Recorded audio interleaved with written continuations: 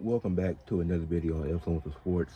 And today, my question is, do you think American NBA stars are criticized more than international stars? And before you answer that question, let me get into some of the responses I got, some of what the media has said, and then I'm going to give my response at the end. And let me know in the comment section what you think. First, shout out to Black Couch Booking, Rage Man Red, and my friend Slade. All three of them helped me with this video, giving me responses. Black Couch Booking, he said no because international stars are either undervalued or underrated. Because Jokic, he's won multiple MVPs, and some media platforms still try not to give him credit. Now I see his point with that. Like you had the situation of Kendrick Perkins saying that Jokic only won MVP because he was white, and I'm getting to that later in the video. But I don't agree that. Well, I'm getting to my argument at the end of the video. But I see Black Couch Booking's point. Jokic has won multiple MVPs, and certain media platforms still try not to give him credit. I think it all depends on the media platform, because Jokic should be in the MVP race, but I don't think he should win it this year. And the MVPs he's won, I have no problem with it. What Rage Man Red said, he said yes, since they're promoting the international stars being more skilled, even though the USA continues to win in the Olympics. I'm pretty sure this past summer the USA won their 7th or 8th straight Olympics. So it is a good point, because the international stars are proclaimed to be more skilled than the US stars, even though the NBA stars continue to, the American stars, because they're all NBA stars, the American stars continue to win the Olympics. And we've seen it, like even the game they had against Serbia. I mean, that was a good game, but in the end, USA pulled through because they still had the talent. And you had a guy like Jason Tatum who was barely playing. He barely played any minutes. Each year you have LeBron, Steph, and Kevin Durant, and this is probably their last Olympics. But like I said, a guy like a guy like Jason Tatum who's riding the bench, and he's already a superstar. He should be in the MVP race, but that's another topic for another day. But you could easily put him, like Anthony Edwards, when he's in the Olympics again. Like that Team USA team is still gonna be stacked in the upcoming Olympics. And then the final response I got from Slade, he said, Steph, Kevin Durant, Kyrie, Dame, Harden, Tatum, and Ja Morant, they're all criticized instead of guys like SGA, Giannis, or Jokic, or even Luka, just because they don't get as much media coverage, to be critiqued for what they do. And I get his point with that, because after Dame left Portland, his integrity was questioned because of how he talked about staying loyal to Portland.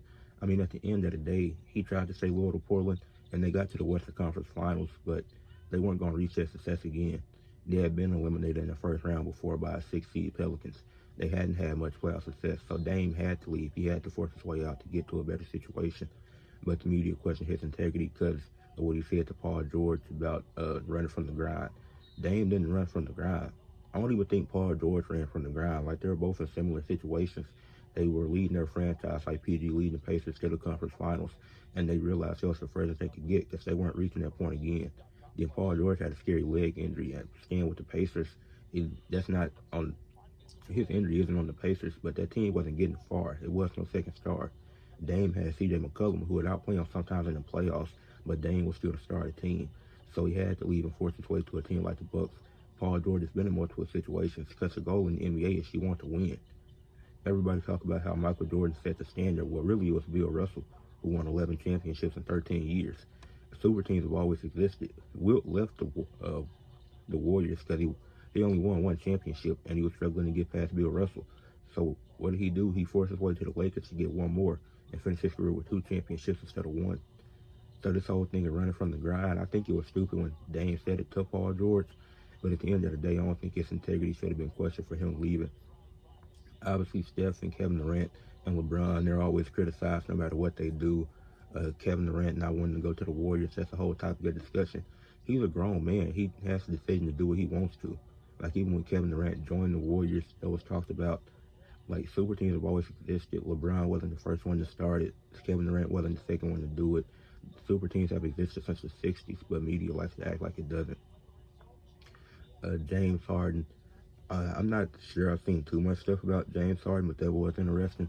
But Jason Tatum is a good one because Colin Cowherd is talking about how Jason Tatum doesn't have aura, this and that. What does that even mean? He don't have aura. He don't have the swag. this is basketball at the end of the day. Allen Iverson had aura that's to make him top 10 all time. And no, Jason Tatum is a top 10. He's a top 5 player right now. He should be in the MVP conversation. He's putting up the numbers. He's an elite two-way player. He's an improved playmaker, and he helps his team get wins.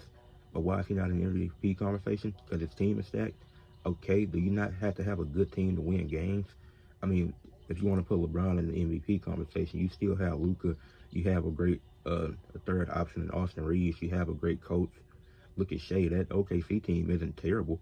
Sure, if he wasn't on the team, they wouldn't be as good, but that team isn't terrible. J-Dub is a great second option, and Chet is really good. So it's like we shouldn't be using stacked teams as an argument. That's just stupid in my opinion. And I don't even think the Celtics are a super team. They're just a really well-built team. Then Ja Morant, he obviously gets criticized for a lot of off-court stuff, and I think that's the problem because a lot of the media doesn't want to relate it to basketball. They find ways to tear down the American stars, and like SGA, he wasn't really getting coverage until this year, the last 2 years when OKC became the first seed. But I've been saying that SGA was going to be a star when he was with the Clippers.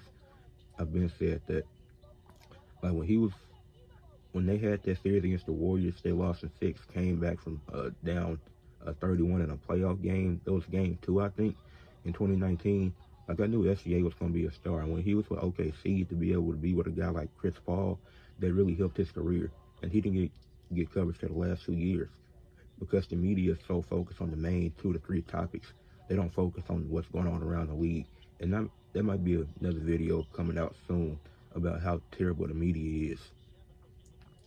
And then Jokic, Luka, they just started getting the coverage recently. It took them took Jokic multiple MVPs, took Luka having a monster playoff run for them to finally get covered. Actually, it took Luka a few, actually, because even his first playoffs, he was really good, but it wasn't immediately talked about. And these guys, they don't get criticized as much. They don't even get talked about. Giannis just hit 20,000 career points, and ESPN didn't say a word about it.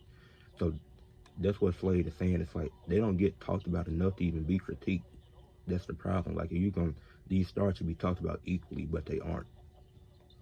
And then let's get into some of the stuff that the media said. We can start with LeBron and Stephen A. Smith, and this wasn't even about the Bronny thing.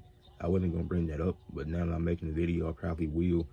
But LeBron, when he was asked about who's gonna be the face of the league, he was like, who wants to be the face of the league when all media does is tear down players and critique players?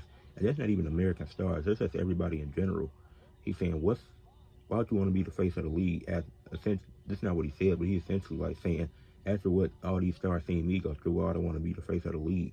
That's why when Anthony Edwards was asked about it, he was like, that's what y'all got with me for. Anthony Edwards made it clear that he does not want to be the face. Because he doesn't want to have to endure what LeBron dealt with for 20 plus years and is still dealing with today. He's been dealing with that since a teenager. And then you had the Stephen A. Smith thing. I don't remember exactly what he said, but essentially him and LeBron got into it about being the face of the league because LeBron is saying guys like Stephen A. Smith, all they do is critique other players. They barely talk about the positives. That's all they do. And now that we're on it, let's talk about the Bronny thing. Bronny is averaging 22, 5, and 5 in the G League. He had a game where he had 0 points. And then Stephen A. Smith basically bashed LeBron as a father, saying that he put him in a terrible situation. Number one, Bronny is not the only player to drop 0 points in a game. Number two, when has the 55th pick got talked about this much? And I already made a video about how I felt about the 2024 NBA draft class. I like this past draft class. I think it was a good draft class. But the problem with him bringing up Bronny is that he's not even criticizing Bronny. He's critiquing LeBron as a father and as a man. And as a father yourself, Stephen A. Smith should be ashamed. And the fact that he got pressed, that was a good thing. And the fact that other NBA players don't talk to him, that's a good thing. Because Stephen A. Smith has went too far. He's done this for years, criticizing and critiquing other players. And he's taking it beyond basketball. And people want to talk about Bronny. Okay, he's averaging 22, 5, and 5 in the G League. Can you do that? I'm not gonna sit up here and act like I can. I'm not built for the league. If I was in the G League, well, I'm not averaging 22, 5, and 5. I'm not gonna act like I would. And the thing is, if you watch Bronny in college, like I was watching USC games because of 2 people, Isaiah Collier, who I really liked, and Bronny James, because I wanted to see how he developed. And my first thought watching Bronny was he could be like Marcus Smart. And if you remember in college, he was a really good defender. The offensive game wasn't there, but eventually as he got into the league and over time he developed his offensive game. Then he was solid, averaged like 10 points a game in his prime with the Celtics. Maybe it was around 12. But that's what I saw Bronny as. Then he had the cardiac arrest situation, and that was unfortunate. And he had missed some time, and then when he came back, he wasn't getting those same minutes. And I think Bronny should have stayed another year in college, but he already had the tools to be an NBA level player. And now that he got drafted, he went 55th in the draft. That's almost at the end. That's the final 5 picks of the draft. And he's putting up good numbers in the G League. He's still playing a good defense. And I think if you give him 2 years in the G League, by year 3, he'll be a really solid NBA player. But people don't talk about that because they didn't actually watch Bronny in college. Just want to shit on him because of its nepotism and this and that. Nepotism exists everywhere. It's not just sports. This exists in all types of business platforms and stuff. Jalen Brunson going to the Knicks was part of his dad being close to the owner or something like that. There's people in the Warriors management that got up to those high positions because of nepotism. There's David Sammartino was at the first ever WrestleMania because his dad was Bruno Sammartino. David wasn't a good wrestler. Bruno was a legend, had a 7-year title reign. But who knows who David Sammartino is? Not many people. But you don't see that argument about nepotism. It's always existed, not just in sports, but in the world. People get hired at different jobs. Look at how you get accepted into colleges. If you're an alumni, and the criteria is a 3.5 GPA, you can get in with a 3.0 GPA just because somebody in one of your parents went to the college. That is literally nepotism. It exists everywhere. So I don't think we should just bring it up now because it's related to LeBron and his son. Like, that's just a definition of hating. And why would Jason Tatum has to deal with Colin Cowherd saying he has no aura? So you won't think Jason Tatum want to be the face of the league either? And he's dominating. He's dominating right now. And not even being put in the MVP conversation. For what reason? He's putting up MVP caliber numbers. But I don't get it. And back to the other thing I said I was going to bring up, Kendrick Perkins. It was last year or 2 years ago, he said Jokic going to win MVP because he's white. Majority of the MVPs in NBA history are black guys. You know who was dominating the 60s with MVPs? Bill Russell, the Wilt. You know who was always in that conversation? Oscar Robertson. Even Jerry West, who was a white guy, and Larry Bird later on, there were white guys who were in the MVP conversation and won a few. But the MVPs are dominated by black guys. Not a lot of white guys win MVP. Okay, Steve Nash has 2. The first one, did he deserve? I think so, yes, because I think his impact was undeniable. And I don't think he should have won the second one. I think he should have 2, not 1. No, I think he should have 1, not 2. But that was really stupid for him to say on national TV that he was going to win it because he was white. Because that's really stupid. And another stupid thing that we can talk about is Kenny Smith in the All-Star draft when he said, I don't think the international guys are going to try too hard. So he took Anthony Edwards first. And I like Anthony Edwards. He is a great player. He's a top 10 player in the league. But to say you don't think the international guys are going to try that hard, you know how ridiculous that sounds? Like, if you watch the Olympics, those guys were trying hard. Did they win? No, but they were trying hard. Like when Slovenia had to play Greece to qualify in the tournament, Giannis and Luka were both playing hard because they wanted to get into the Olympics, because that's not something that everybody get into. Like, obviously, the country that it's in France, so they had an automatic bid. In the USA, they always had the top stars, the top NBA players. But some of these teams have to play into that tournament. So to say you don't think the international guys should try that hard is stupid. When you've seen a guy like Yerson Yabusele try his hardest to get back into the NBA through the Olympics. So I feel like that was a really dumb statement for Kenny Smith to make. Even if the draft is scripted and you want to pick a certain team, you want to have all the young stars, don't say something that stupid on national television. And the last thing to say about how the media, Stephen A. Smith called Kawhi Leonard the worst superstar ever. He said after he got injured with the Clippers, he said he's one of the worst superstars ever. Because he was fine after 2 games, and then just 1 game he's magically hurt. Well, Kawhi Leonard, we know, has an injury history, and some things you can't control. Some things you're not even seeing in the moment. And this is, now Wemby's blood clot is accurate, obviously, but we didn't know that Wemby had a blood clot. He didn't know it either until he got tested. And then that was like, we had to shut him down for the rest of the season. So some things you won't know at the time. That's just the reality of the situation. Like, Kawhi Leonard was not Kawhi Leonard's always tried to play. He's always been a great two-way player. He's not just trying to rest games. And to call him one of the worst superstars ever is blasphemous. He's one of the greatest superstars ever. He's a top 30, top 20 player all time, probably.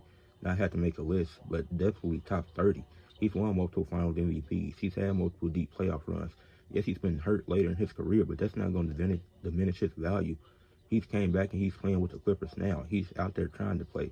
In his first game, he was out there playing defense. I watched his first game when he came back this season. I watched those Clippers games with him in the playoffs. He's on the court trying to play. No superstar wants to get injured. And to say that he's one of the worst ever after suffering a terrible injury, it's not even like you saying prayers up or offering anything, any type of support. You're just flat out saying he's one of the worst superstars ever, when he's clearly not. That is a dumb statement. But to end off the video, and all this stuff I have written down in my notebook. But to answer my question, do American NBA stars get criticized more unfairly than international NBA stars? I would say it depends on the network, because I think ESPN definitely criticizes the American stars more, but TNT, they criticize the international stars more unfairly. But really, to end it, I say it's more of a social media thing is what it comes down to. I think that on social media, American stars are definitely criticized more than international stars. Not to say that they aren't criticized at all, but I think the American stars have it worse since they're always been targeted. But that's just my opinion on it. That's how I feel. Let me know what y'all think. Leave a like on this video. Subscribe to the channel. Like I said, comment what y'all think about the international stars and American stars. Who do you think are criticized more? Yes, everybody is criticized, but I just think it's more heavily with the American stars. But that's it for this video. Peace out.